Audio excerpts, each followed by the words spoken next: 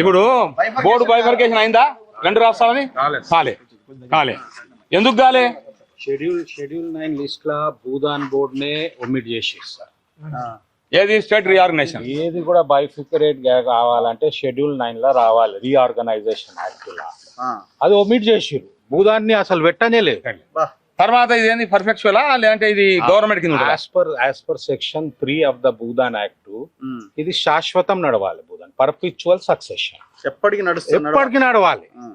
ఈ special officer ఉన్న ఆయన మనిషి 6 months. కేసీఆర్ గారు దురుద్దేశంతో 2 years అమెండ్ చేసుకున్నారు, కానీ 2 years కూడా దాటిపోయినాయి. 10 years నుంచి వాళ్ళు బోర్డు పెట్టలేదు. అంటే ఈ గవర్నమెంట్ ఇంటెన్షన్ ఏముంది క్లారిఫై అవుతలేదు. ఇప్పుడు మొట్టమొదటి నేను మిమ్మల్ని క్వశ్చన్ అడతా, రఘుభాయ్ ప్రొఫెసర్ సాబ్, పృథ్వీ ప్రొఫెసర్ సాబ్, ఇద్దరికి ఈ దేశానికి స్వాతంత్రం ఎప్పుడు వచ్చింది? 47లో వచ్చింది. వచ్చిన ఎలక్షన్స్ ఎప్పుడైనా భారతదేశం వల్ల ఫస్ట్ అసెంబ్లీ ఎలక్షన్ ఎప్పుడైనా 51, 52 అంతేనా అయింది. అయిన ఇంకా ఇది ఉద్యమం ఎప్పుడు స్టార్ట్ అయింది? భూదాన్ ఉద్యమం స్టార్ట్ అయింది 1951 April 18. 1951 April 8. మహాత్మా గాంధీ హత్య ఎప్పుడు జరిగింది? అంతే కరెక్ట్. అది డిసెంబరు 30 అంతే కదా, జనవరి 30 అయినా బిర్లా మందిర్లో అయింది. ఆయన ఇంకా మన ఆయనకి సాతి ఎవరు? వినోబా భావే. గాంధీకి నిరంతరం ఇప్పుడు ఈయన ఎట్లనో నాకు ఈ రాజేష్ సార్ కానీ లేదంటే నాకు అంతకుముందు అందశ్రీ కానీ అందశ్రీ చనిపోయిన ఇంకా పాశం యాగిరిని పట్టుకున్నా. ఇక ఇప్పుడు పొద్దున్న లేస్తే సలహాలు చర్చలు అంది అట్లా ఉంటుంది కదా సోపతి. అయితే వినోబా భావే ఏం చేసిండు? గాంధీ చనిపోగానే ఆయన మొత్తం డిప్రెషన్లో పోయి పవనారాశ్రమంలో ఉన్నాడు. పవనారాశ్రమంలో ఉన్నప్పుడు ఇక ఆయన ఒక చిన్న 4 ఎకరాలు 5 ఎకరాల ఆశ్రమం ఉంటుంది. అంటే వార్దాకు సేవాగ్రామకు దీనికి 5 kilometers. సేవాగ్రామంలో గాంధీ ఉండేది, పవనార్లో వినోబా ఉండేది. ఆడ ఉన్నప్పుడు ఇక ఆయన ఇక్కడి నుంచి హైదరాబాద్కి వెళ్ళి ఏం చేసిందంటే 1951లో April 1వ తారీఖు 2వ తారీఖు నాడు ఇక్కడి నుంచి ఒక 15 రోజుల ముందు వీళ్ళు పవనారు. ఎందుకంటే శివరాంపల్లిలో ప్రభాకర్జీ ఉండేది. ప్రభాకర్జీ ఎవరు? గాంధీ ఆశ్రమం వల్ల 16 సంవత్సరాలు ఆయన ట్రైనింగ్లో ఉన్నాడు. గాంధీ దగ్గర శిష్యుడు ఉన్నాడు. ఆయన అసలు పేరేంది? జోసెఫ్. ఆయన ఏ ఊరు? ఆయన అనంతపురం. ఆయన ఎవరు? ఆర్ఫన్. ఎవరు పెంచిండ్రు ఆయనని? ఒక నర్సు పెంచింది. ఎవరిని? ప్రభాకర్జీని. ఆయన పేరు ప్రభాకర్జీ అని ఎవరు పెట్టిండ్రు? కస్తూర్బా గాంధీ పెట్టారు. గాంధీ కస్తూర్బా ఉండి ఈ జోసెఫ్ అని ఎవరు పిలవాలి మనం? ఊరికే అసలు పెద్ద గొప్ప ప్రభాకరం లేకున్నాడు, ప్రభాకర్జీ అని పెడదాం అని చెప్పి కస్తూర్బా గాంధీ కలిసి పెట్టారు. ఆయన సర్వసంగ పరిత్యాగి ప్రభాకర్జీ. అంతకన్నా ముందు ఈ వినోబాజీ ఏం చేసిండు?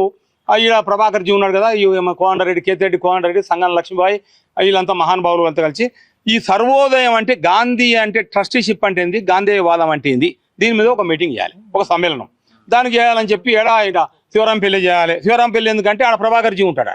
ఆడ కస్తూర్బా ఇప్పుడు నేచర్ క్యూర్ ఉంది కదా, అంతకుముందు అది ప్రభాకర్జీ ఉండే అడ్డా. అది పోయినరు. పోతే ఆయన చెప్పిండు నేను రాను, నేను ఉపన్యాసాలు ఇయ్యను, నేనేదో ఇక్కడ రాసుకుంటా ఆ పుస్తకాలు ఈ పుస్తకాలు అని. ఆయన 16 భాషలలో ప్రావీణుడు వినోబా భావే.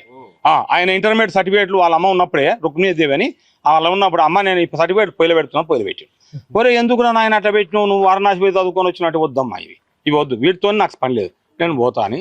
అప్పుడు గాంధీ ఉద్యమం మన దక్షిణాఫ్రికాకి వెళ్ళి భారతదేశానికి గాంధీ వచ్చినప్పుడు 1915 మార్చిలో వచ్చింది. ఆయన వచ్చినప్పుడు ఈయన ఏడ జరిగింది? వారణాసిలో ఒక మీటింగ్ జరుగుతుంది. అనిపిసెంట్ అధ్యక్షతన వారణాసిలో మొత్తం ఈ 560 రాజ్యాలు ఏవైతున్నాయో వీళ్ళు ఉన్నారు కదా, రాజులు ఉన్నారు కదా దేశంలో, సంస్థానాధీశులు పెట్టి ఒక సమావేశం చేస్తే అనిపిసెంట్. అప్పుడు గాంధీ ఫస్ట్ టైం మాట్లాడతాడు. మాట్లాడినప్పుడు ఆ మాట్లాడిన మాటలని ఉండగా అసలు మనం ఎక్కడున్నావు, మనం ఏథెన్స్ నది పక్కన ఉన్నావా, గంగా నది పక్కన ఉన్నావా, కాశీలో ఉన్నావా, ఇంకో దగ్గర ఉన్నావా అని చెప్పి లేబుల్ లేపి వీళ్ళంతా సంస్థ ఈ బంగారు ఆభరణాలు ఏంది, ఈ మెడలకు మన మన మసమ్మ దున్నపోతుకి ఇట్లా బలిస్తే ఎల్లమ్మకు బలిచ్చిన దానికి హారాలు వేసినట్టు ఈ బంగారు ఆభరణాలు అని గాంధీ నెంబర్ మీద తీసుకుంటారు. ఇది నాకు నచ్చలేదు, ఇప్పుడు భారతదేశంలో లేము మనం మీద, ఇదంతా అదే. అప్పుడు ఆ తెల్లారి పేపర్లు వస్తే వినోబాద్ అవుతాడు. ఏడున్నాడు ఆయన? కాశీ యూనివర్సిటీలో ఉన్నాడు, బనారస్ యూనివర్సిటీ. ఏదో సంస్కృతం, వైద్యం, ఇది వైద్య ఏం చాలా గొప్ప గొప్ప శాస్త్రాలు చదివింది ఆయన. అన్నాక ఆయన ఏం చేసినాడు? అబ్బా నాకు గురువు దొరికిన 2 రోజులు కానీ చెప్పి ఒక కార్డు రాస్తాడు, 15 రూపాయల కార్డు, 15 పైసల కార్డు. ఎవరికి? గాంధీకి.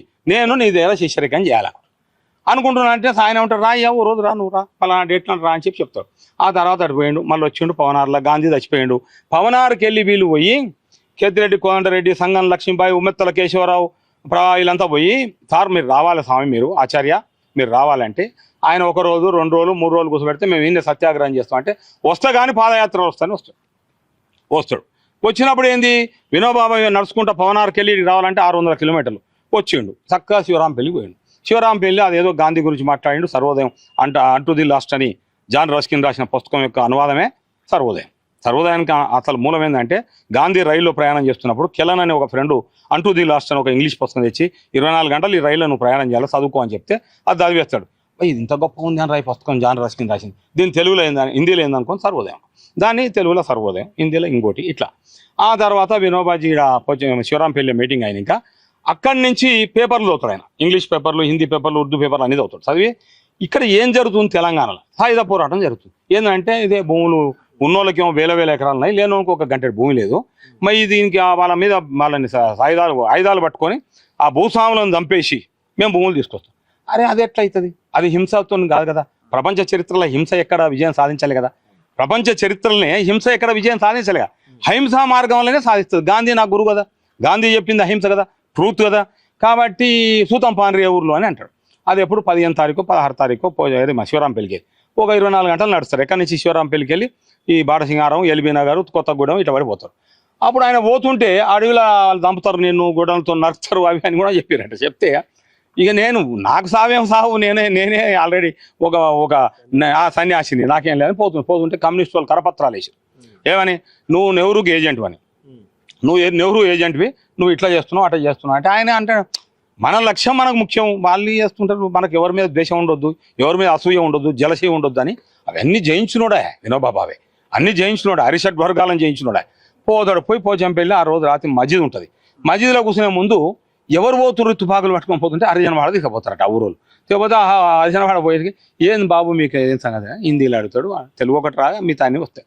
అప్పుడు పక్కన నుండి స్వామి అడుగుతుండు, మిమ్మల్ని వినోబా భావే అడుగుతుండు, మీరు తుపాకులు ఎందుకు పెట్టారు? మాకు భూమి లేదు గంటే భూమి లేదు అంటే మళ్ళీ మీకు భూమి ఇస్తే తుపాకులు నీకే ఇస్తాం, తీసుకపో ఢిల్లీకి, భూమి ఇస్తే తుపాకులు నీకే ఇస్తాం అంటే వాడు చెప్తాడు, స్వామి ఆపు బందుకు దే ఆపుకు దేదే आप जमीन दो आपको हमारा बंदूक पूरा आपको देते हैं. అప్పుడు ఆ రోజు రాత్రి ఆయన ఆలోచనలు పడి ఆయన నెహ్రూ పెద్దోడు, వినోబాబాయ్ చిన్నోడు, కానీ ఇక పడుకొని నెహ్రూ దాంట్లో అది ఉంటుంది, ప్రణాళిక సంఘం ఉంటుంది, ప్లానింగ్కి అడ్వైజర్ వినోబాబాయ్ మొత్తం భారతదేశ పార్లమెంట్. కానీ ఈయన ఇదే గోషి ఇదే కథ అంతే అన్నాక ఆ రోజు రాత్రి పండుకుంటాడు మస్జిద్లో పండుకుంటాడు. అదే ఇప్పుడు మందిరం మేము చేసినాం, అప్పుడు కిరణ్ కుమార్ రెడ్డి పీరియడ్ ఉన్నప్పుడు దాన్ని రెనోవేషన్ చేసినాం పోచంపల్లి. తర్వాత పొద్దున లేచేసి ప్రార్థన చేయాలి కదా. గాంధీకి ఒక మెడిటేషన్ ఉంటుంది, అదే మనం ఇప్పుడు దాన్ని యోగా అంటున్నాం, దాన్ని రకరకాల పేర్లతో పిలుస్తున్నాం. ఏదో ఒక మనిషికి మన స్వదేశీ విద్య అది ఏది యోగా చేయాలన్నప్పుడు ఆ జూషెట్ ఉంటుంది. ఇప్పుడు మేము పోతాం ఎవ్రీ ఇయర్ 18 కాడికి పోతుంటాం. పోయినప్పుడు వీళ్ళంతా వస్తుంటారు కొంతమంది. ఆడ జూషెట్ కింద కూర్చొని ఆయన ప్రార్థన అయినాక అక్కడ అందరూ వచ్చి కూర్చుంటారు. సబ్బండ వర్ణాలు అందులో ఈ రామచంద్రారెడ్డి, వెదిరి రామచంద్రారెడ్డి అప్పటికే పూనాలో బ్యారిస్టర్ చదివిండి ఆయన వచ్చి కూర్చుంటాడు. కూర్చున్నాక వినోబాబాయ్ అది ఇది చెప్పేసి హింస అంటే ఇట్లా, ప్రతి హింస అంటే ఇట్లా, ఇది ఇట్లా అని చెప్పినాక ఈ ఊర్లో ఎవరన్నా భూస్వాములు ఉంటే, భూగనుల దాతలు అంటే ఎక్కువ భూములు ఉన్న వాళ్ళు ఉంటారు కదా భూస్వాములు ఉంటే, నాకు ఒక 100 ఎకరాలు దానం ఇస్తారా? ఇస్తే ఈడ 44 కుటుంబాలను, హరిజన కుటుంబాలు పోచంపల్లి, ఆ 44 కుటుంబాలకి ఇక్కడే పంచి వెళ్ళిపోతాను నేను వచ్చిన కార్యక్రమం అవుతుంది. అప్పుడు వెదిరి రామచంద్రారెడ్డి లేపుతాడు. ఇట్లా లేపంగానే కోన్ ఆప్కా నామ్ క్యా హై? మై రామచంద్రారెడ్డి. ఆయన కూడా మరాఠీ వస్తుంది, రామచంద్రారెడ్డి ఇంగ్లీష్ వస్తుంది, హిందీ వస్తుంది. 6-7 ఫీట్ల మనిషి ఆయన, పొడవు ఉంటాడు. అనక సరే ఆపు నై మాంతే ఆప్కు, ఆప్కా బాత్కు నై మాంతే మై అంటాడు. అంటే కైసా కారణం మై క్యా కారణం? आपका घर में कौन कौन है? सबको बुलाते रामचंद्रारेड्डी, सबको बुला के आपको इन क्या बोल रहे हैं, मेरे को 100 एकड़ जमीन दे रहे दान అంటే 100% दे सकते साहब, हमारा भाई है, बड़ा भाई రామచంద్రారెడ్డి, నువ్వు దే తో हमारा సమ్మతి है. అప్పుడు రామచంద్రారెడ్డి 100 ఎకరాల భూమి ఇస్తే కాయం రాపించుకొని తీసుకుంటే ఆ ఫోటో ఇప్పటికి ఉంది మన దగ్గర, ఆ ఫోటో ఉంది. అది పెట్టినాక అప్పుడు ఆయనకు వినోబా భావేకు అంటే నేచరు కార్యకారణాలు అంటే ఒక కాలంలో ఒకటి జరిగినప్పుడు ఎట్లా జరగాలి, ఏం జరగాలి దానికి ఆయనకు సంకల్పం వస్తుంది. ఏమనంటే నేను ఎందుకు వచ్చినా పోచంపల్లికి, నేను శివరాంపల్లికి ఎందుకు వచ్చినా, అక్కడి నుంచి నడుచుకుంటూ ఇక్కడ ఎందుకు వచ్చినా, ఇదేదో లోక కళ్యాణం కోసం ఉన్నట్టుందని చెప్పి ఆ రోజు నాకు ఇది 2వ జన్మస్థానం, ఇది నాకు కాశీ, ఇది కూడా కాశే, ఇది పోచంపల్లి గంగోత్రి అంటాడు, పోచంపల్లి గంగోత్రి. అంతకుముందు అది ఫస్ట్ గాజుల పోచంపల్లి, మన చీరల పోచంపల్లి, చేనేత పోచంపల్లి, ఆ తర్వాత బుధాన పోచంపల్లి. ఆయన ఇంకా చెప్పి చాలా సంతోషపడి, అబ్బా ఈ విధంగా ప్రేమతో అడిగితే నాకు ఇట్లా భూములు ఇస్తారు కదా, నాకేం పని ఉంది ఈ ఉదయం ఆ పవనార్లో కూర్చుంటే ఏం లాభం నాకు? ఇప్పుడు 60 ఏళ్ళు ఉన్నాయి, 60 ఏళ్ళు కానీ 70 కానీ సచిన్ దాకా తిరుగుతుంది దేశం అంతా అని చెప్పి వినోబా భావే 12 సంవత్సరాల యాత్ర, 80,000 కిలోమీటర్ల యాత్ర, 18 రాష్ట్రాల యాత్ర, ఆయన 5 కోట్ల ఎకరాలు తీసుకోవాలి. ఎందుకు? ఆయన దగ్గర లెక్క ఉంది. భారతదేశ పార్లమెంట్లో ప్రణాళిక సంఘంలో ఈయన అడ్వైజర్ కాబట్టి ఒక లెక్క ఉంది. 5 కోట్ల మంది భారతదేశంలో కన్యాకుమారి నుంచి కాశ్మీర్ దాకా 1 గంటెడు భూమి లేని వాళ్ళు ఉన్నారు. ఈ 5 కోట్ల ఎకరాలు నేను సేకరిస్తే వీళ్ళకి ఇవ్వచ్చు, అబ్బా నేను వచ్చిన పని అయిపోతా అనుకున్నాడు. అనుకున్నాక యాత్ర పోయిండు. అప్పుడు కాలేదు, 5 కోట్లు రాలేదు, 44 లక్షలు వచ్చినాయి. జయప్రకాష్ నారాయణ ఉండే అప్పుడు ఆ సోషలిస్ట్ పార్టీ వీళ్ళంతా 44 లక్షలు ఒక వ్యక్తి రాజేసార్ అయ్యే ఒక వ్యక్తి అన్నాక దానికి ఏం చేసిండు ఆయన? నెహ్రూ గారిని అడిగిండు. ఇది నెహ్రూ గారు ఏం చెప్పిందంటే ఉండండి, నెహ్రూ గారు ఏం చెప్పినంటే बाबा आप ये जमीन को आपका जो वॉलंटरीस रहता ना, आपका कार्यकर्ता लोग रहता फ्रीडम फाइटर्स का, జస్ట్ లైక్ కొండ లక్ష్మణ్ బాపూజీ వారసులు, లేదంటే సంగం సత్యనారాయణ వారసులు, లేదంటే ఇంకో ఉన్నారు కదా చాలా మంది, కొండ వెంకటరంగారెడ్డి ఉన్నాడు ఇక్కడ, అప్పుడు ఆ రోజులలో ఆయన వినోబా వెంబడి తిరిగిన ఆయన. అట్లాంటి వాళ్ళని మీరే ట్రైనింగ్ చేసి ఈ బోర్డులు ఈ యాక్ట్ మీరు చేసుకోండి అని చెప్పి నెహ్రూ చెప్పారు.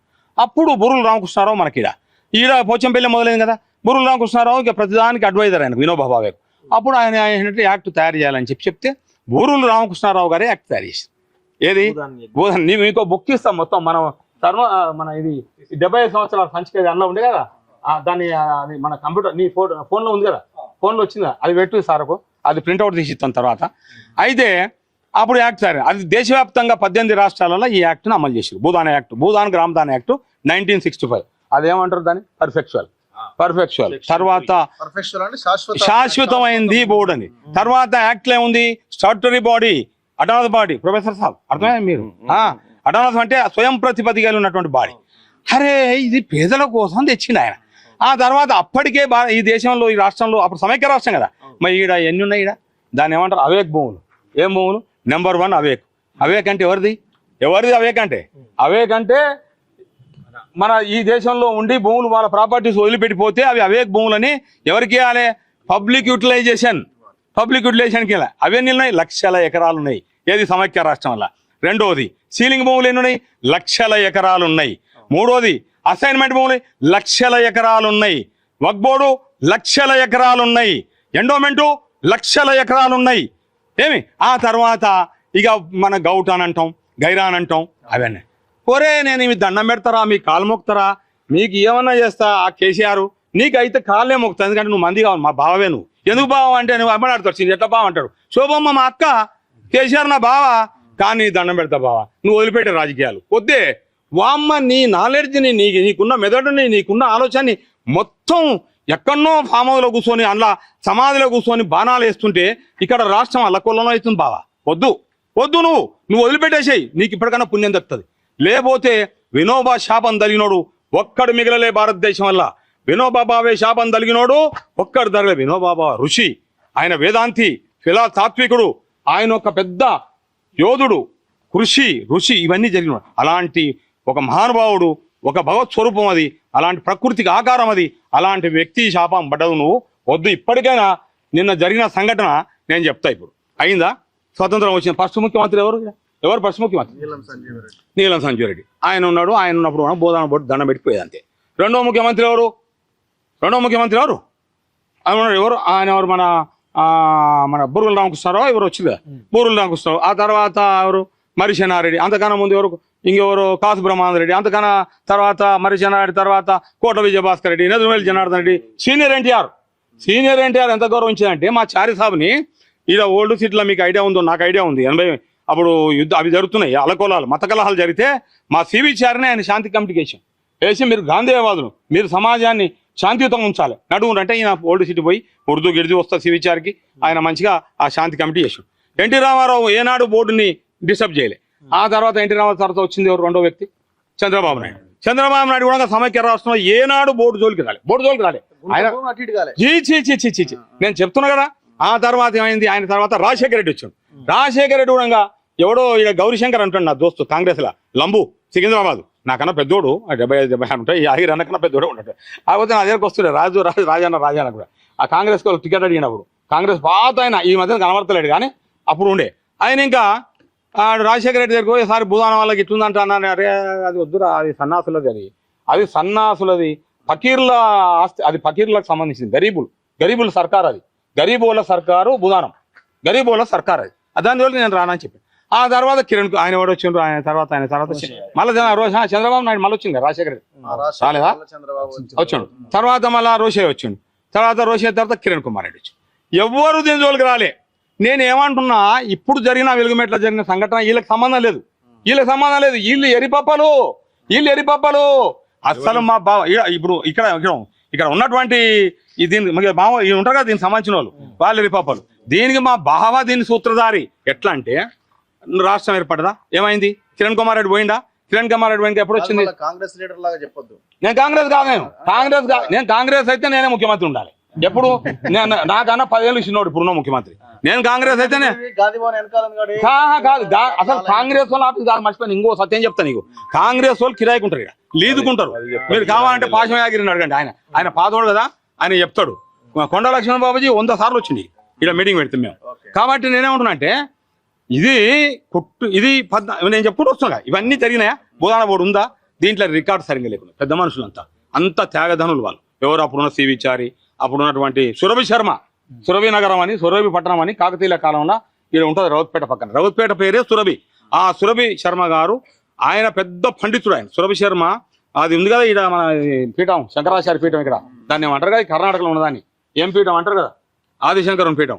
దానికి ధర్మాధికారి ఆయన ఈ బోర్డులో పనిచేసి వైస్ చైర్మన్.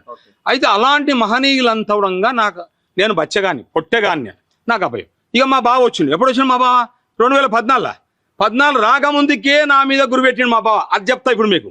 ఎప్పుడు అంటే పురుషోత్తమరావు గారు ఉన్నారు, తక్కెలపల్లి పురుషోత్తమరావు గారు నాకు బాగా దగ్గర. ఎట్టంటే ఆయన గాంధీ, రాజశేఖర రెడ్డి గారు ముఖ్యమంత్రి 2వ సారి అయినప్పుడు రాజేందర్ ఒక రథం పెట్టాయా, పురుషోత్తమరావు గాంధీ పథం తీతాం, నువ్వు కూడా అంటే నేను పోలేను సార్, నాకు ఆంధ్రాలో ఈ భూముల మీద నాకు పంచనామాలు ఉన్నాయి, నేను పోతున్నా, సార్ పోయిరాని పురుషోత్తమ అన్న పోయిరాని అని చెప్పి నేను రథం పెట్టాను. రథం పెడితే బాబు కాడికి వచ్చిండు, రాజశేఖర రెడ్డి ఇనాగ్రేషన్ చేసిన పోయిన ఇంకా ఈ 2010 ఇంకా రాలే కదా, రాష్ట్రం ఏర్పడలే కదా, తెలంగాణ ఏర్పడలే కదా. 2010లో నాకు మధ్య 11-12 గంటలకు ఫోన్ వచ్చింది. కేసీఆర్ గారు ఫోన్ చేసిండు. రాజేందర్, నేను కేసీఆర్ మాట అన్న, నమస్కారం అన్న, అంటే నువ్వు అర్జెంటుగా మా సన్ను కలవాలి, ఎక్కడ అంటే ఆ పార్టీ ఆఫీస్లో కలవాలి. అప్పుడు నేనేం చేసిన, పురుషోత్తమరావు సార్ ఫోన్ చేసిన. ఎందుకంటే మాకు తెలుసు కదా ఏందో ఇది, ఇప్పుడు మన తెలియని సబ్జెక్ట్. పురుషోత్తమరావు ఫోన్ చేస్తే నువ్వు రారా, ఇక్కడ ఉన్న ఇంటికాడ అన్నాడు. ఏడా మన బంజారాస్లో ఉంటుంది ఇల్లు, ఆ వెంగళరావు ఇంటి పక్క, అదే మన గోవర్ధన్ రెడ్డి లేడు, పాల్వాయి గోడ ఆడు ఉంటుంది పురుషోత్తమరావు. ఆడు పోగానే వినోదరావు ఫోన్ చేసిండు. వినోదరావు ఫోన్ చేసి, రాజేందర్ ఏడున్నావు నువ్వు అంటే, నేను మాట్లాడుతున్నాను. పురుషోత్తమరావు ఫోన్ తీసుకొని ఏమరా వినోద్, ఏమిరా ఎక్కడ ఉన్నారు, ఇంకా వాడు సర్వోదయ లీడర్, వాడిని పట్టుకుని పార్టీ ఆఫీస్ కదా, ఏదైనా ఊరి ఆడు మన పిల్లగాడే రాజేందర్, ఏడుకన్నా పోయి కూర్చొని కొట్టలేదంటే, ఇప్పుడు ఏడున్నారు బాబు అని ఆయన అడిగాడు. ఎవరు ఇప్పుడు ఉండగా వినోద్ అయితే ఉన్నాడు కదా, పోయి అడుగురు, ఈ కొట్టాలి పెట్టురి, ఆ పోయిన రాలేదని. నేను ఒక్క అక్షరం తప్పు చెప్తే మళ్ళీ ఆన్నేగా మళ్ళీ గాంధీ విగ్రహం కాడ రెడీ, మళ్ళీ అవి కావు, నేను పొలిటీషియన్ కాదు, నాది గోసాయి బతుకున్నది అన్నాక వినోద్ అంటే వద్దురా రాజేంద్ర పంపిస్తా మాట్లాడుకున్నట్టు. లేదు బాబు మేము వస్తున్నాం. ఢిల్లీకి వెళ్ళి కేసీఆర్ వచ్చిండు ఎయిర్పోర్ట్కు. ఆయన ఎమ్మడి రామచంద్రరావు అయ్యప్పమాల ఉన్నాడు, ఎవరు అడ్వకేట్ జనరల్ ఉన్నాడు కదా, అడిషనల్ అడ్వకేట్ జనరల్, ముగ్గురు కలిసి ఆడికి వచ్చారు. ఎవరింటికి? పురుషోత్తమరావు ఇంట్లో నేను ఉన్నాయి. ఆయన పోయినా కదా, ఆయన నాకు ఎందుకు అడ్వైజర్గా ఆయన. ఏం ఇట్లా అయింది బాబు అంటే, నువ్వు ఉండరా నేను వస్తారా వచ్చారు. వస్తే పురుషోత్తమరావు సార్ లేచిండు కుర్చీలకి, లేచి నేను పైకి పోతాం మాట్లాడుకోండి, వాడు మన పిల్లగాడంటే, లేదు బాబు నువ్వు కూర్చో అని చెప్పి కేసీఆర్ ఆయన కాళ్ళకు దండం పెట్టి ఇట్లా నా పక్కన వచ్చి కూర్చున్నాను.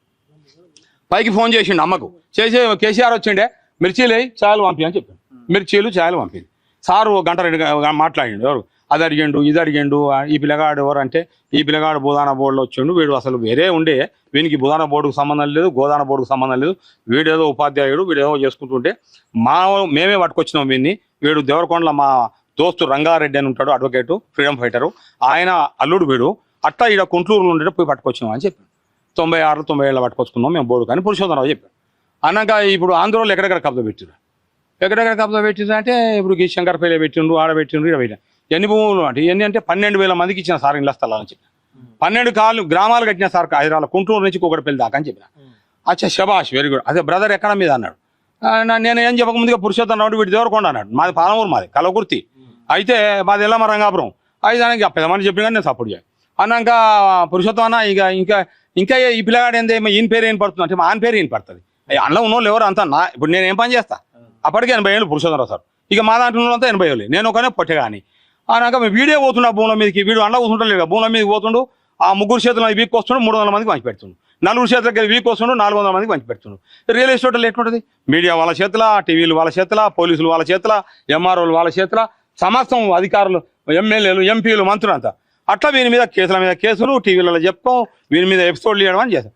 అరే అట్లయినా అరే వెరీ శబాష్, వెరీ గుడ్, బాగా చేసిండు అది అన్నాక నాకు తెలియదు ఆయన గురించి. అప్పటికే నాకు పరిచయం లేడుగా కేసీఆర్, అదే పరిచయం పురుషోత్తమరావు ఇట్లా అన్నాక ఇక ఏమన్నాడు పురుషోత్తమరావు అంటే వీడు వచ్చింది కానీ ఇట్లా అయింది, ఇదంతా చేసిండు. అందులో చారి సాబ్ ఉంటాడు, అంతా బోయినపల్లి వెంకటరామారావు ఉంటాడు, సో ఇంకో ఆయన ఉంటాడు, అక్కడ ఒక ఆయన ఆంధ్రాల ఆ షామేలు ఉంటాడు, ఇంకో దిక్కుపోతే ఆయన సోమసుందరం ఉంటాడు, వాళ్ళంతా మహనీయులు గొప్పోళ్ళు. అదే అన్నాక ఇక 2.5 గంటలు మాట్లాడి కేసీఆర్ మంచిదని చెప్పి లేచిపోయాడు. అది దేనికోసం వచ్చేటానికి మర్చిపోయాను చెప్పలే, అసలు విషయం చెప్పలే. నారాయణ రంగారావు ఉంది కదా రంగాపురం బీబీ నగర్ లో, అది ఎంత నారాయణ ఎస్టేట్ ఈస్ట్ సిటీ, దాని మీద ఆయన ఎవరో నాకు తెలియదు. నేను చెప్తాను చూడు ఇప్పుడు రఘుబాయ్, నేనేం చెప్తున్నా అంటే అది అది అది అది అది రంగాపురం విలేజ్. రంగాపురం విలేజ్ 849. అక్కడ ఉన్నది చతుర్గిరిజి, మహేష్ గిరిజి అని నిజాముకు అప్పుడు ఉన్నటువంటి వాళ్ళు హకీములాలు. వాళ్ళు ఏం చేసిండ్రంటే ఆ భూమి గ్రామాన్ని వినోబాకు దానం ఇచ్చారు, గ్రామదానం చేసారు. చేసిన ఇంకా ఆ భూమిని ఏం చేసిండు ఆయన అక్కడ రైతులకు పంచిపెట్టిండు వినోబాబా. పంచిన ఇంకేం చేసిండు ఈ నారాయణ రంగారావు అనేట ఆయన, నారాయణ రంగారావు ఆయన లేటు చనిపోయింది అనుకుంటారు. ఆయన ఏం చేసిండంటే బోర్డుకు వచ్చినప్పుడు ఆ టైంలో ఎప్పుడు 2000 వచ్చి సురభి శర్మ గారి దగ్గరకు వచ్చిండు. ఆయన వైస్ చైర్మన్ వచ్చేసేసి సురభి శర్మ దగ్గరకు వచ్చి, సార్ మీ భూములు ఉన్నాయి కదా రంగాపురంలో, నేను అక్కడ గ్రామీణ పరిశ్రమలు పెడతా, నాకు ఇంత భూమి ఇస్తే మళ్ళీ భూమి చట్టంలో చూసింది నేను యాక్ట్లా, ఆ ల్యాండ్ ఎక్స్చేంజ్లో మీకు మేము బాలనగర్లో మహబూబ్నగర్ జిల్లాలో ఇస్తాం అన్నాక సరే మంచిదని చెప్పేసి ఈ సురభి శర్మ గారు ఏం చేసిండ్రు, సరే మరి మంచి కార్యక్రమం కదా, ఉత్తగుండి ఏం చేస్తుంది, వ్యవసాయం చేస్తలేరా, చేయని భూమి ఉంటే ఇస్తాంలే అని. అక్కడ జనార్దన్ రెడ్డి అని ఒక ఆయన ఉంటాడు, అప్పుడు పెద్ద ఆయన కూడా చచ్చిపోయాడు. పెద్ద ఆయన ఏం జనార్దన్ రెడ్డి అంటే ఆయన లెప్రసీ, ఆయన ఎమ్మెల్యే ఉండే జీనుకుంట కరీంనగర్ జిల్లా ఎమ్మెల్యే ఉండే. ఆయన లెప్రసీ అది పెట్టిండి ఆడ గాంధీ సేవా కార్యక్రమం, అందులోనే రంగాపురం. మిగతా భూమి అంతా వ్యవసాయం, అది మొత్తం 800 ఎకరాలు. నువ్వు రోడ్ ఎమ్మడి పోతుంటే ఈస్ట్ సిటీ దాని మీద అప్పుడు బొజ్జ తారకం, గద్దరు వీళ్ళంతా అన్నోళ్ళు కూడా పెద్ద చేసాం.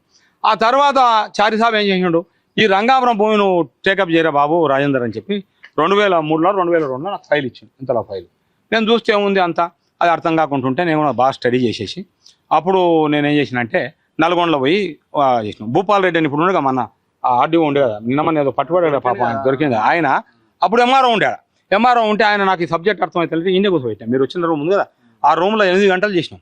8 గంటలు డిస్కషన్ యాక్ట్ మీద మా రాజేష్ సార్ ఆయన అన్నాడు సరే కొంత అర్థమైందని పోయిండు. ఆ తర్వాత నల్గొండలో ఉన్న జడ్జి 90 పేజీల రంగారావుకు అనుకూలంగా జడ్జిమెంట్ ఇచ్చాడు. ఇది బుధానం కాదు, రంగారావు భూమి.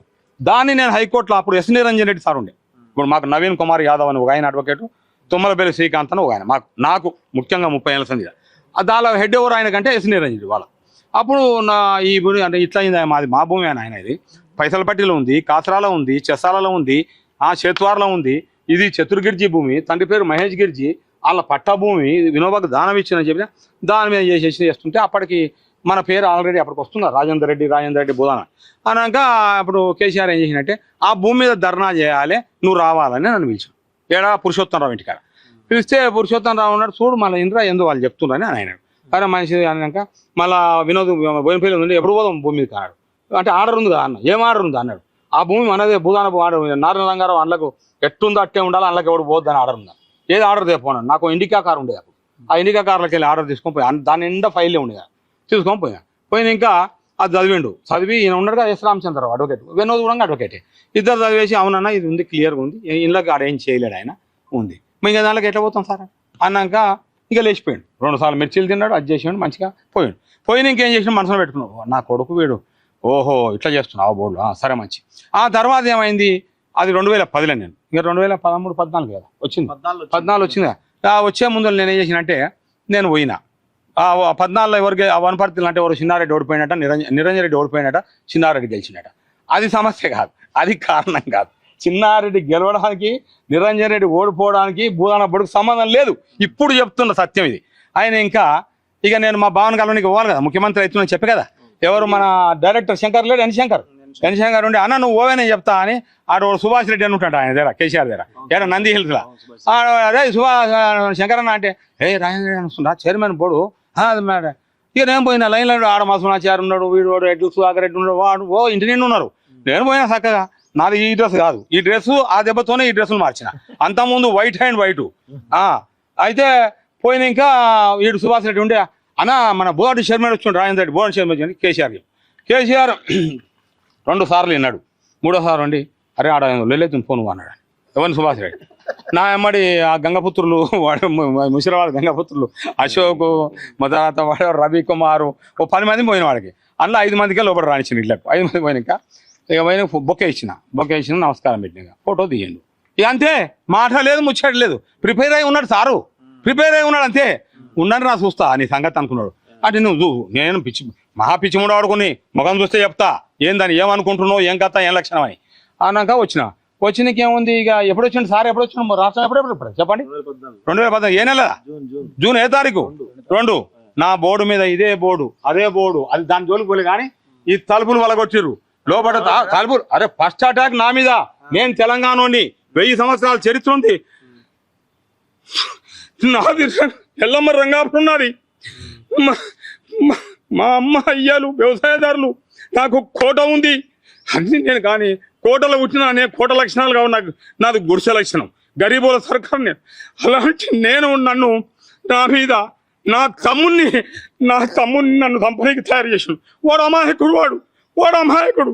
వాడిని పిలిచి అరే నిన్ను చైర్మన్ చేస్తారా మీ అన్న నెల దగ్గర రా అని చెప్తే వాడు నన్ను కంపెనీకి శేషన్న అనే నక్సలైట్ ఉన్నాడు కదా మీకు తెలుసు. వాడిని చెప్తే వాడు అందశ్రీకి శిష్యుడంట. అందశ్రీ వాడు హోటల్ కలిసి శేషాన్ని లేదన్నా ఒకని ఏదిగా తిరుగుతున్నావు, ఒకని కంపెనీగా తిరుగుతున్నావు, ఎవరు రావాడంటే ఉదాహరణ పోడు అంటే అరే ఎవరు అమ్మి కొడుక వాడు నా బావరా నువ్వు ఇక్కడ రాని తోలుకపోయి వానికి శేషన్నకు చెప్పి ఇదంతా చెప్పి నాకు పిలిచి నాకు చెప్తే మా అమ్మకి చెప్పినా నేను చేసిన. వాడు అప్పటి కూడా వాడు బాబు అమాయకుడు. వాడి మహిళ ఉందంటే నేను చైర్మన్ అవుతా నాకు చెప్తుండు కేసీఆర్.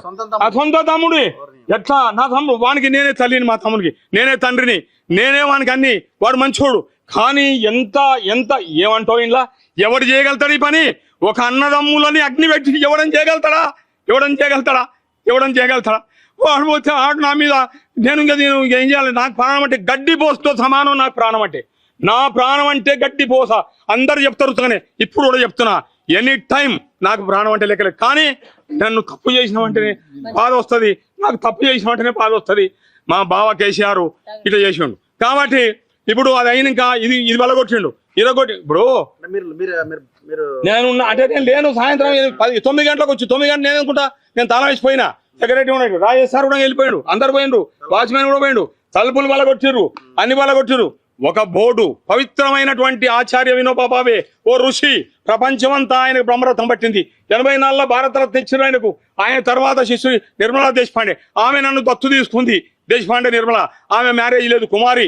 ఆమె ఒక ప్రపంచం అంతా గాంధీ కోసం తిరిగింది, నిర్మలా దేశపాండే. అలాంటి దాంట్లో ఈయన పలగొట్టి ఇరగొట్టి బీరువాలు కాగితాలు ఏవేవి అవసరం ఉన్నాయో అవన్నీ తీసుకొని అన్ని తీసుకపోతే నేను ఆల్రెడీ అంతకు ముందే నేను ఈ రికార్డ్ అంతా కూడా నేను సాఫ్ట్వేర్ చేసి పెట్టుకున్నాను. సాఫ్ట్వేర్ డిజిటలైజ్ చేసి పెట్టినా. మొత్తం 1,00,000 ఎకరాలకు డిజిటలైజ్ చేసిన. ప్రభాకర్ రావు ఐజీ గారు నాడు ఫోన్ చేశారు నాకు. ఫోన్ చేస్తే పోయినా సాయంత్రం నువ్వు ఏం తాగుతావు కాఫీ చాయ్ అంటే నేను తెలంగాణ కదా చాయ్నే తాగుతా అన్న కూర్చున్నా. సాయం ఇంకా ఏం సంగతి నీకు కేసీఆర్ కొట్లాట ఏందన్నాడు. నాకేం కొట్లాట ఆయనతో, నాకేం కొట్లాట ఉంటుంది? నేను గోసాయిని, ఆవులు ఈవులు కాసుకుంటుంటా, నాకేం పని అని అనక లేదా అవి అంటుండు ఇవి అంటుండు. ఆయన ఏ భూమి ముట్టుకున్నావు నువ్వు కేసు వేస్తున్నావు అంటే వేస్తా కదా. ఎట్టేస్తావు నువ్వు? రికార్డు లేదు కానీ ఇద్దరా రికార్డ్ అంటే డిజిటల్ ఉంది కదన్నా అంటే ఆయన మాకు పిచ్చోడు. అరే మావాడు అంటే ఆయన ఫేస్ ఫీలింగ్ చూసిన. అబ్బా ఎవలగాడు మావాడు అంతే కులపోడు కదా, వాళ్ళంతా ఒకటే కదా, బంధువులు కదా. నాకు కూడా బంధువే, నేను రెడ్డి కానీ బంధువే, ఏం చేస్తాం అనక ఇక సరే రాయిందని నాకు మీటింగ్ ఉన్నాడు. నాకు అర్థమైంది నువ్వు గిదాడకనే పిలిచినావు అనుకున్నా. నా మీద కేసు అయింది అనుకున్నా. నా మీద కేసులు పెట్టిండు కదా కేసీఆర్, 10 కేసులు పెట్టిండు. వెళ్ళిపోయినా. ఆ తర్వాత ఇక నాకు బోర్డు వెతకపోయిందిగా. బోర్డు వెతకపోయింది ఇక నా మీద సీరియల్ రాసిండు. ఒక ఐ న్యూస్ అనే దాంట్లో 2 నెలలు వీడు లంగా, వీడు దొంగ, సన్న పిల్లల గొంతు తీస్తాడు, వీడు చిన్న పిల్లలు రేపు చేస్తాడు.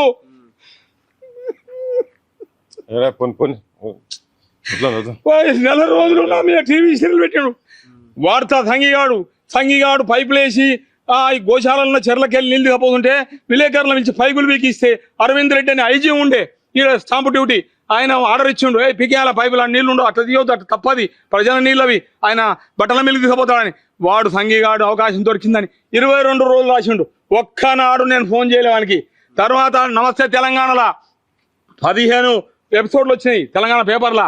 అసలు అమెరికా దింకపోయిండని ఏనుగు నరసింహారెడ్డికి ఒక ఉన్నాడు ఎంఆర్ఓ కవి ఆడున్నాడు రవీంద్ర భారత్ నా ఎమ్మడి వీడు తిరుగుతుండే అందశ్రీగాడు 15-20 ఏళ్ళ తండ్రి వాడు నేను తిరుగుతుంటే అరే రాజేందర్ నీదేమో అమెరికా దింకపోయినామని టీవీలో చెప్తున్నా నువ్వు ఈడున్నావు భయ్ కామతోటలు కాడ నేను ఈయనే ఉంటున్నా రవీంద్ర భారతి కామతోటలు సుందరాయ ఇవేనాయి అని అంటే ఆడన్నాక ఇంకా అట్లా నన్ను నా పెండ్లం కోసపడ్డది నా పిల్లలు కోసపడ్డారు.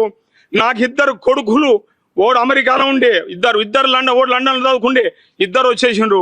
ఒకనాడు ఆ కేసు అయిపోయింది ఇంకా ఇంకొక కేసు పెట్టి రాత్రి 3 గంటలకు నేను కొత్తపేట అపార్ట్మెంట్ ఉంటా శుభలక్ష్మి అపార్ట్మెంట్లో నా పెళ్ళని టీచరు అది రిటైర్డ్ ఇప్పుడు అది 3 గంటలకు పోలీసు వాళ్ళు వచ్చిండ్రు హైదరాబాద్ పోలీసు వాళ్ళు వచ్చి సార్ రావాలంటే పోమ్మా అన్న నా పెళ్ళం అన్నది ఏం పని చేస్తావు నువ్వు ఏం పనులు చేస్తావు ఇది ఎవడు చేయమన్నాడు నిన్ను అంటే నేను పెళ్లి చేసుకోకుంటుంటే బాగుంటుండే నేను పొరపాటు చేసిన పెళ్లి చేసి నా పిల్లలను చూసుకోలే నా 2 కొడుకులను ఒక్కరోజు మాకు తీసుకుపోలే ఒక్కరోజు తినిగిపోలే నేను నా పెండ్లం వాళ్ళని దాకింది పెద్దది చేసింది వనపర్తి చిన్నారెడ్డితో నేను తిరిగిన కొన్ని రోజులు ఆయన ఎమ్మడో 15 ఏళ్ళు తిరిగిన ఆయన అంటే ఇష్టం నాకు ఆయన ఒక పాపం ఒక గాంధీ ప్రిన్సిపల్లో ఉంటాడు ఆయన జీవనం అటు ఉంటుంది అరే ఇట్లుండాలిగా అనుకున్నా. ఆ తర్వాత ఇంకా నా పెండ్లం తిట్టింది ఆ కేసు కూడా వస్తే నా కొడుకు ఢిల్లీకి వెళ్ళి వచ్చిండు వాడు అప్పుడు సుప్రీంకోర్టులో అడ్వకేట్ చిన్నోడు వచ్చి వాడేడిచిండు పోలీస్ స్టేషన్లో కానీ అక్కడ ఉన్నటువంటి నాగేంద్ర గౌడ్ అనే సిఐ పాపం ఆయన ఉండే సార్ రెడ్డి సాబ్ ఇది అంతా నువ్వేమనుకోవద్దు నా రూమ్ ఇచ్చిపోతాని ఆయన రూమ్ ఇచ్చిపోయాడు ఆయన రూమ్లో నువ్వు పండుకో అయిపోతుంది మీ అడ్వకేట్లు వస్తారు మళ్ళీ పోతావులే అదేందే. మళ్ళీ నా నవీన్ కుమార్ యాదవ్ మన తుమ్మల ఈ సురేందర్ వీళ్ళంతా వచ్చేసి సార్ ఇది తప్పు ఇది అని చెప్తే నేనేమంటున్నాను నేను ఒక మనిషినయా నేను ఒక మామూలు రానాయనా నేను సరే నా తాతలు ముత్తాతలు 1000 సంవత్సరాల చరిత్ర ఉండొచ్చు కాకతీయుల కాలంలో ఎల్లమ్మ దేవత ఉండొచ్చు మా ఊర్లో ఎల్లమ్మనే ఉంది రంగాపురం కానీ నేను మామూలుని కదా నేను కాను కదా రాజుని. కాకపోతే నాకు మా పెద్దలు ఈడ ఉన్నటువంటి త్యాగధనులు ఏదన్నా ఈ భూదాన బోర్డుకు మంచి పేరు వచ్చిందంటే ఆ పేరు వాళ్ళకి పోతుంది ఏదన్నా చెడ్డ పేరు వచ్చిందంటే నేను తీసుకొని రెడీ ఉన్నా ఇప్పుడు మేము ముందని లేవట తీసుకొని రద్దు కాలే అది అడ్వకేట్ చెప్తాడు. ఇప్పుడు మా Rajesh Singh highly qualified supreme court దాకా అడ్వకేట్ ఆయన కానీ మా బోర్డు సెక్రటరీ నేను చైర్మన్ ఆయన సెక్రటరీ కాబట్టి బోర్డు రద్దు చేయక లేదు నీకు షెడ్యూల్ 9లో లేదు 10లో లేదు షెడ్యూల్ 9లో 10లో లేదు. ఇంకోటి పర్ఫెక్చువల్ ఇది పర్ఫెక్చువల్ అంటే శాశ్వతంగా ఉండేది. భూదాన బోర్డు కింద గవర్నమెంట్ ఉంటుంది భూదాన బోర్డు గ్రాంటీ పవర్ పట్టాలు ఇస్తుంది అప్పుడు వాళ్ళు ఏం చేయాలి ఎంఆర్ఓ కలెక్టర్ అమలు చేయాలి దాన్ని కానీ ఎంఆర్ఓ ఇస్తే నేను అమలు చేయను. మిగతా భూదాన్ బోర్డు ఎంతవరకు మీరు పేదలకు భూమి ఇవ్వచ్చు ఎన్ని గజాలు కుష్కి గజాలంటే 60 గజాలు ఇవ్వచ్చు 100 గజాలు ఇవ్వచ్చు అదే చేసాం అది యాక్ట్ ఉంది యాక్టే. వినోబా భావే ఏమన్నాడు ఎసెన్స్ ఆఫ్ భూదాన్ అంటే భూదానం అంటే ఏంది అంటే నేను తెచ్చిన ప్రతి గంట పేదోని చెందాలి ఎట్లా చెందాలి అది ఏ రూపకంగానే చెందని అంటే ఒక ఉదాహరణకు రాజమండ్రి దగ్గర బొమ్మూరు ఉంది బొమ్మూరులో 11 ఎకరాలు ఉంది ఆర్ఎస్ఎస్ వాళ్ళు అక్కడ ఆర్ఎస్ఎస్ అంటే తెలుసా విశ్వ హిందూ పరిషత్తు వాళ్ళు అక్కడ కుష్టి రోగులు సేవ చేస్తుంటే గడకోడు వచ్చి బెదిరిస్తున్నాడు రాజకీయ నాయకులు ఇదే నిన్న లేపిరిగా గుడిసెలు ఇలా గుడిసెలు కావు ఇండ్లే 1000 ఇండ్లు గ్రామాన్నే ఒకనాడు సర్వోడ్ అయ్యర్ అని ఉండే ఏది బ్రిటిష్ మనం చూడలేమని సర్వోడ్ అయ్యర్ జలియన్ వాలాబాగ్ ఉదంతం కాల్పుడు నిర్దేశనం చేస్తే అది ఎంత భీకరమైనటువంటి ఎంత హృదయ విదారకమైన సన్నివేశం. ఆ తర్వాత అది నేను చరిత్ర విన్న తప్ప ఆడొక ఉధమ్ సింగ్ పుట్టిండు అందులో గుర్రాలకు నిలబెట్టే పిల్లగాడు 8 ఏళ్ళ పిల్లగాడు పుట్టి ఆ డయ్యర్ గానే లండన్ పోయి చంపొచ్చింది. ఇక ఇప్పుడు ఇంట్లో ఎంతమంది పుడతారో ఉధమ్ సింగ్లు ఇలా ఏడా వెలుగుమట్ల ఎంతమంది ఉధమ్ సింగ్లు మీరు చూస్తుంటే మీరు పెట్టిన టీవీలో అంత పిల్లలే ఉన్నారా.